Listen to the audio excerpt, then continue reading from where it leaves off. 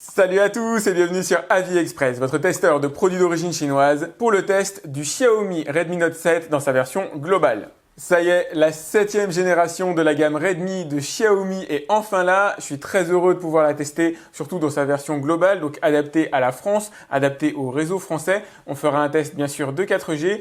On a pas mal de changements à l'intérieur, notamment au niveau du capteur photo et au niveau du processeur par rapport à ce qu'on avait dans les précédentes générations.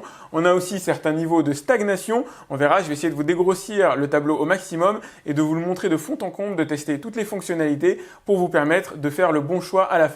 Voilà le package au complet, la boîte, le smartphone, un petit guide de démarrage rapide, une coque en plastique souple, le câble ici de transfert de fichiers et de chargement USB-C et bien sûr la prise de chargement française 220 volts en charge rapide. Je pense que vous le voyez, la face avant est extrêmement classique. On a une diagonale d'écran de 6,3 pouces. Ça, c'est à la mode en ce moment. Et relativement peu de bordure, vous le verrez après. Ici, on a la fameuse petite goutte d'eau avec très peu d'angle arrondi pour héberger la caméra de 13 mégapixels. On a une très grande ouverture ici sur la partie haut-parleur. Ça, c'est plutôt cool. D'autant que c'est quand même extrêmement réduit comme surface pour émettre le son. Et je vous rassure, ça fonctionne très bien.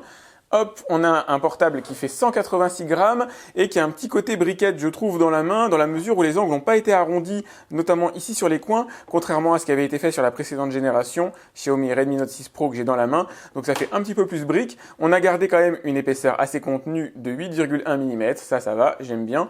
On a derrière les caméras avec la fameuse 48 mégapixels ici. Là, vous avez le lecteur d'empreintes digitales. Ce qui est cool, c'est qu'on retrouve ici quand même la petite prise jack. Ça, c'est plutôt sympa. En dessous du très classique, vous avez ici la prise USB-C, un micro et une enceinte. Rien que du très classique une fois de plus pour la partie écran, on est sur une dalle LCD IPS ultra maîtrisée en Full HD, en tout cas en équivalence Full HD en matière de résolution, avec de très bons angles de vision, un très bon niveau de luminosité, le tout protégé par une Gorilla Glass 5, que demander de plus? Vous avez beau être sur de l'entrée de gamme ou du milieu de gamme, on va dire, on est entre les deux pour ce smartphone-là, vous avez MIUI 10.2 à l'intérieur du téléphone avec bien sûr Android 9 et vous avez la certitude que le smartphone sera mis à jour régulièrement par Xiaomi. Ça vaut tout l'or du monde, notamment pour la sécurité et pour bénéficier des nouvelles fonctionnalités. Je vais vous présenter MIUI. Allez, dans quelques détails. C'est en quelque sorte le smartphone parfait si jamais vous découvrez l'univers chinois et l'univers Xiaomi pour être précis. On a derrière le développement spécial de Android 9 qui a été réalisé, que vous voyez ici. C'est absolument impeccablement traduit, c'est extrêmement facile à prendre en main. Vous allez retrouver la plupart des fonctions que vous aviez probablement sur votre ancien smartphone et même sûrement de nouvelles. Je vous montre juste là pour l'instant la partie, on va dire, visible de l'iceberg, la partie la plus classique. Après, on se fera la partie capteur d'empreintes digitales, etc. Hop, voilà, Wi-Fi, Bluetooth, on est vraiment sur du très classique et on va rentrer dans le spécifique. Commençons par le verrouillage du smartphone. Donc là, pour le coup, je vais utiliser les données visage, donc le déverrouillage facial. Alors je vais commencer d'abord par sécuriser le téléphone avec un petit schéma classique. Hop, en tout cas, c'est ma manière. Vous pouvez mettre un code PIN si vous voulez. Moi, je préfère ce système-là. Voilà. Et là, il va essayer de capter mon beau visage pour déverrouiller le téléphone. Voilà, donc tenez-vous à proximité, tout ça.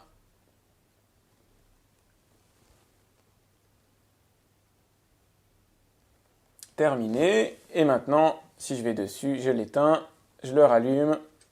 C'est instantané, vous voyez, on a un Snapdragon 660 à l'intérieur et ça fonctionne absolument impeccablement. Il n'y a aucun temps de latence entre le moment où j'appuie et le moment où ça se déverrouille. Enfin, il n'y a aucun temps de latence. Allez, il y a une fraction de seconde. Idem pour le paramétrage des empreintes digitales. Tout ça, c'est rien que du très classique.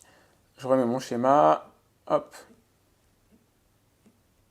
Sous tous les angles. Après, vous pourrez mettre votre doigt à l'arrière sous l'angle que vous voulez. Là, on élargit un peu le concept. Terminé. Hop. Je reviens. Là, écran éteint. J'appuie pas sur le bouton power. Je vais juste mettre mon doigt à l'arrière sur le capteur d'empreinte digitale. Et vous voyez, c'est absolument impeccable. Je vais essayer sous un autre angle pour voir. Et voilà. Super. Ce que j'aime bien, moi, c'est virer la petite barre de tâches qui se trouve ici en bas pour avoir plus de diagonale d'écran, plus de taille d'écran à allouer au texte notamment et à la navigation web. Donc vous allez là-dessus, vous faites hop, navigation plein écran, apprendre. Moi, ça ne me sert à rien. Donc pour faire le retour en arrière, vous glissez votre doigt comme ça sur le côté. Pour hop, ouvrir les fenêtres existantes, vous partez du bas et vous restez appuyé en haut. Et si jamais vous faites le mouvement juste d'un coup, vous revenez à l'écran d'accueil. Ici, les applications clonées, donc vous allez pouvoir utiliser plusieurs comptes Facebook par exemple, vous allez avoir un principal et vous allez pouvoir mettre celui, je sais pas, de votre conjoint, de vos enfants, etc. Idem pour les jeux vidéo. C'est le côté sympa et somme toute assez classique, on le retrouve bien sûr dans d'autres téléphones, c'est pas uniquement sur les smartphones Xiaomi.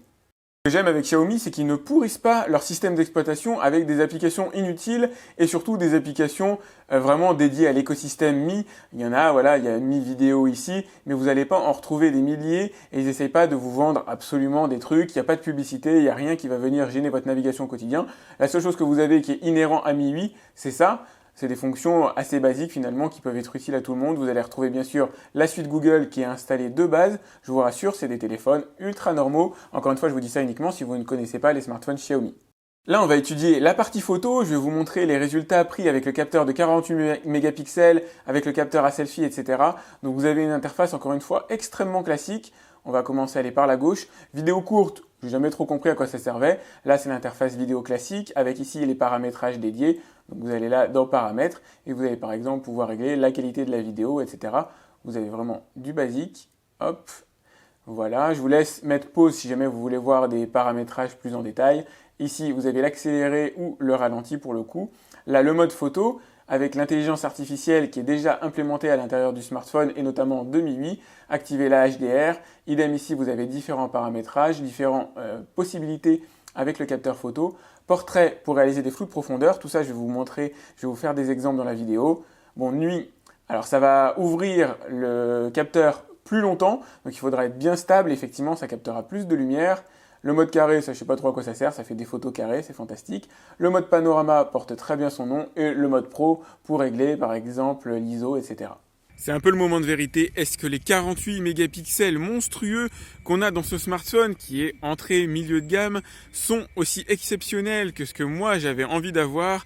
48 mégapixels, c'est tout simplement énorme. Là, je filme en Full HD parce que la vidéo sera compressée en Full HD sur YouTube, donc pas utile d'avoir plus. On a une ouverture à 1.8, ce qui encore une fois est assez phénoménal pour un smartphone à ce tarif-là. C'est même carrément exceptionnel, je trouve. Pour l'instant, ça a l'air franchement très correct. Difficile à dire encore si réellement ça apporte quelque chose d'avoir 48 mégapixels sur ce genre de téléphone. Alors là, on va se faire un petit test de gestion des contrastes. Il fait très beau, très lumineux aujourd'hui et je vais basculer directement sur une zone sombre et voir dans quelle mesure il parvient quand même à capter les détails. En plus, on a un contre-jour, il y a le soleil direct derrière. Hop, je reviens en zone lumineuse. Le ciel est bien bleu, les couleurs ont l'air quand même plutôt sympas. Là, on va se faire un petit test d'autofocus. Alors, je vais aller par exemple sur la pierre. Hop, donc ça, c'est pas un trop gros défi normalement. Ça a l'air assez net. On va basculer ici sur les feuilles. Je reviens sur un plan plus large. Je reviens sur les feuilles. C'est pas mal du tout. Il a l'air de se débrouiller assez correctement. Alors là, je teste la caméra à selfie de 13 mégapixels. C'est correct, mais en dessous en termes de précision de ce que peut faire la concurrence aujourd'hui. On s'établit plus sur du 16-20 mégapixels pour ce genre de smartphone. C'est un petit peu dommage de la part de Xiaomi. Mais pour des gros plans, comme c'est le cas maintenant, très sincèrement, 13 mégapixels, c'est largement suffisant. Alors voilà ma traditionnelle vidéo nocturne avec le Redmi Note 7 et son ouverture à 1.8 qui est franchement carrément pas mal vu le tarif. Peu de concurrents peuvent se targuer d'avoir une telle ouverture pour capter un max de luminosité. Là, comme d'habitude, je vais faire un test, secouer avec 2 cm d'amplitude le téléphone et filmer le ciel. On va voir si je peux capter quelque chose. Donc il y a une petite étoile.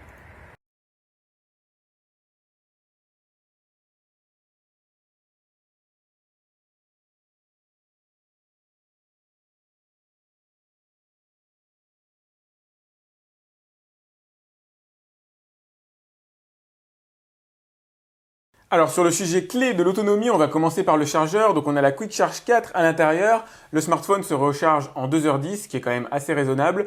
Vous allez pouvoir obtenir 30% de batterie en 30 minutes. Donc ça, c'est plutôt cool aussi. Utiliser des chargeurs jusqu'à 40 watts, sachant que le chargeur fourni avec est un chargeur 10 watts. On est vraiment sur des performances très correctes avec à l'intérieur une batterie de 4000 mAh qui va vous permettre de tenir en utilisation classique c'est-à-dire un peu de vidéo, surf sur le web, appel, etc. pendant plus de 2 jours, en tout cas 2 jours tranquillement, donc ça c'est quand même plutôt cool. Et j'ai obtenu 15 heures en lecture de film de bout en bout sur un film encodé en H265. Encore une fois, c'est dans la norme, c'est quand même très très raisonnable. C'est du classique par rapport aux précédentes générations de smartphones Xiaomi, mais ça reste quand même dans le haut du panier par rapport à la concurrence à ce tarif-là. Alors là, on va se faire le point sur la puissance du smartphone et ses capacités en jeu vidéo. On va commencer par des benchmarks. Donc on a un Snapdragon 660 à l'intérieur. C'est pas le processeur le plus récent de la marque malheureusement. On en est à la génération 7 en ce moment. Il sera disponible à l'intérieur du Redmi Note 7 Pro pour le coup. Là, c'est le Redmi Note 7 classique. Vous avez ici le score sur Antutu. Donc c'est un score qui présage de pouvoir jouer correctement à la plupart des jeux vidéo. Je pourrais vous montrer le benchmark, mais forcément ça va saccader. C'est un benchmark qui est fait pour exploiter des smartphones à la fois peu puissants et très puissants. En général, pour avoir quelque chose de vraiment fluide, il faut quelque chose d'assez costaud en matière de patates, plutôt de l'ordre du Snapdragon 835, 845, 855, qui constitue le haut de gamme actuel.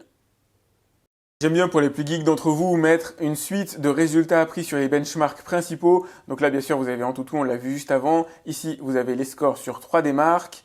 Là, vous avez le score sur PC Mark et là, vous avez le score sur Geekbench. Comme souvent avec moi, on commence par PlayerUnknown's Battleground. Je l'ai mis en résolution en qualité moyenne au niveau des graphismes. Vous allez voir, c'est vraiment impeccablement fluide, il n'y a rien à dire. Ça, c'est important. Alors, si vous êtes joueur, effectivement, c'est quand même un très bon test. Ça consomme pas mal de ressources. Si vous n'y connaissez rien, eh ben, dites-vous que vos enfants, c'est un jeu auquel ils aimeront jouer, à mon avis, sur votre smartphone. En tout cas, qui les intéresse. Surtout si vous avez prévu de l'acheter pour eux. Vous voyez, il y a quelques images sautées de temps en temps, mais ça reste franchement extrêmement raisonnable. Là, je vais essayer de le mettre avec les graphismes un peu plus poussés. On va voir ce que ça donne. Alors là, j'ai mis un assez haut niveau en matière de graphisme pour le coup. Et vous allez voir, c'est quand même relativement fluide, il n'y a rien à dire. Alors là, je suis en environnement fermé, donc c'est assez facile pour le coup. Il faudrait sortir pour vraiment voir ce que ça donne. Mais voilà, en environnement ouvert, alors il n'est pas forcément fait pour jouer avec cette résolution-là, en tout cas ce niveau de détail, mais ça passe quand même. Je l'ai mis sur la partie, je crois que ça doit être HDR, et franchement, c'est carrément pas mal, c'est vraiment très bien géré. Je suis assez étonné en fait. Je ne m'attendais pas à ce qu'il fonctionne avec ce niveau de détail-là. Bienvenue à Venise les gars et les filles, j'espère toujours avoir plus de filles. Dans Modern Combat 5 pour le coup, qui exploite quand même pas mal la 3D ici, qui consomme pas mal de patates aussi. Hop, c'est très très beau, la ville déjà est très belle, elle est vachement bien retranscrite, c'est le moins qu'on puisse dire. Bon, je vais essayer de pas trop me faire canarder, de pas avoir l'air trop ridicule pour le coup. C'est assez difficile en fait en filmant le smartphone de rester bien cadré, je m'aperçois. Hop. Bon, heureusement, ils sont pas très doués, visiblement, les ennemis. Je vous montre les canaux. Bref, c'est surtout pour vous montrer que c'est fluide. Vous voyez, c'est absolument impeccable. Il n'y a rien à redire. Le Snapdragon 660 a encore de la patate et de beaux jours devant lui. Je pense que si vous êtes joueur de jeux vidéo, ça va vous plaire. Alors, c'est donc la version globale du Redmi Note 7 que je teste, capable de gérer toutes les bandes de la 4G française, y compris la 700 et la 800 MHz. Donc là, on va se faire le petit traditionnel test de téléchargement. Je vais prendre un jeu, voilà, Mortal Kombat. Et on va voir ici le débit, le taux de transfert. 47, 56.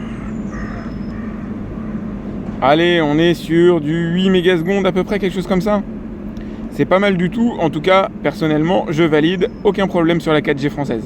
Alors je pense que vous l'avez d'ores et déjà deviné, on est dans le très haut du panier de ce qui se fait aujourd'hui sur la gamme des smartphones en dessous de 200 €. Il va descendre de toute façon en dessous de 200 € extrêmement vite, je pense, pour peu que ce soit pas déjà fait d'ailleurs depuis le moment où je l'ai acheté. On a à l'intérieur quand même un petit concentré de technologie assez efficace, notamment poussé par MIUI, qui est la version d'Android qui est quand même extrêmement bien développée. On a un Snapdragon 660, un peu vieillissant certes, mais qui fait encore très bien l'affaire. On a un design, bon voilà, il est ce qu'il est, somme toute assez classique, assez sobre, un petit peu brique, un petit peu brut de décoffrage je trouve, plastique à l'arrière pour le coup, mais sympa à l'avant avec un bon écran, il n'y a rien à dire là-dessus, et surtout le capteur monstrueux de 48 mégapixels qui n'est pas parfait, qui n'est pas géré de manière totalement parfaite. On l'a vu notamment sur les noirs par exemple, qui se transforment un peu en moiré, qui pixelisent. On a encore voilà, un peu de grain dans la photo, notamment de nuit. Les photos de jour sont intégralement maîtrisées, ainsi que la vidéo. La stabilisation est bonne. Il y a pas mal de choses vraiment sympas dans ce smartphone et qui fait que la concurrence a beaucoup de mal tout simplement à venir au même niveau. C'est très difficile en fait de trouver à l'heure actuelle des smartphones capables de concurrencer celui-là ou son successeur, donc le Xiaomi Redmi Note 7 Pro, en tout cas son futur concurrent, c'est peut-être même son principal concurrent, le Xiaomi Redmi Note 7 Pro qui devrait sortir dans pas trop longtemps. Toujours est-il que lui est véritablement excellent. Il n'y a aucune raison de vous en priver si vous avez le budget pour l'acheter. Croyez-moi, vous ne le regretterez pas. Si vous avez aimé ce test, mettez-moi un like, c'est important pour moi. N'hésitez pas à partager la vidéo. Je vous ai mis les liens pour l'acheter si jamais vous le souhaitez, alors que ce soit AliExpress, Gearbest, etc. En général, il est surtout disponible en Chine, mais je vais essayer de vous trouver des magasins français quand il arrivera, des magasins fiables.